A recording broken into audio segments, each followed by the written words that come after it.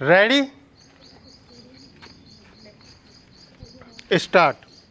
महोदय, राष्ट्रीय विकास परिषद की हाल ही में हुई बैठक को संबोधित करते हुए प्रधानमंत्री ने कहा, राष्ट्रीय विकास परिषद की इस बैठक में आप सब का स्वागत करते हुए मुझे बड़ी प्रसन्नता हो रही है। परिषद की दिसंबर 2000 में बैठक हुई थी, जिसमें भावी योजना के दृष्टिकोण पत्र को स्वीकार किया गया था। इसी के साथ योजना के निर्माण की व्यापक प्रक्रिया आरंभ हो गई थी। मुझे इस बात का हर्ष है। अब हम इस प्रक्रिया के अंतिम चरण में हैं। 10वीं पंचवर्षीय योजना का निर्माण योजना आयोग एवं केंद्रीय मंत्रालयों, राज्य सरकारों और संघ क्षेत्रों के प्रशासनों के बीच हुए वृहद विचार विमर्श के आधार पर हुआ है। अब यह योजना इस महत्वपूर्ण सभा के समक्ष विचारार्थ प्रस्तुत है। हमारे चारों ओर आर्थिक, सामाजिक और राजनीतिक क्षेत्रों में महत्वपूर्ण परिवर्तन हो रहे हैं।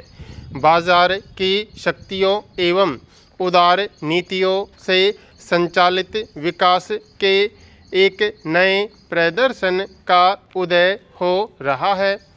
इस परिप्रेक्ष्य में नियोजन की भूमिका और उसकी प्रासंगिकता पर ही प्रश्न चिन्ह लग रहे हैं, लेकिन उभरते विश्वव्यापी आर्थिक और राजनीतिक परिवर्तनों का यह आशय नहीं है कि सरकार और योजना आयोग का दायित्व कम हो जाए, बल्कि यह परिवर्तन उसके दायित्वों और आर्थिक महत्वपूर्ण बनाते हैं।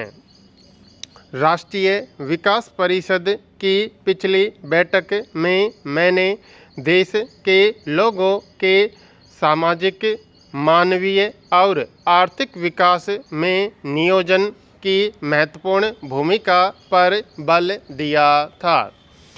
इसकी आधारभूत सामाजिक ढांचे का सृजन करने एवं मानवीय विकास के क्षेत्र में तो भूमिका और भी अधिक महत्वपूर्ण है। सार्वजनिक क्षेत्र के हमारे अपने अनुभव तथा विश्व के कई अन्य देशों के अनुभव से यह पता चलता है कि कतिपय विशिष्ट परिस्थितियों में बाजार कार्यकुशलता को प्रश्रय देने का माध्यम हो सकता है।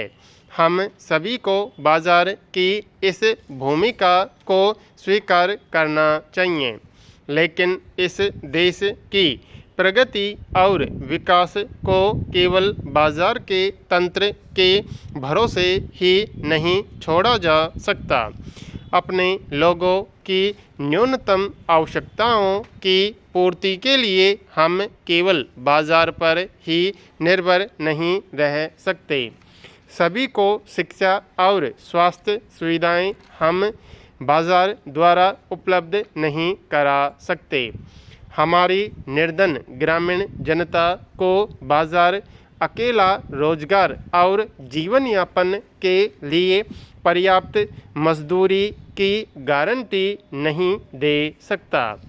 विकास के एकमात्र माध्यम के रूप में बाजार की इन सीमाओं को स्वीकार करना होगा और यह भी आगे हम सभी को भली भांति पता है।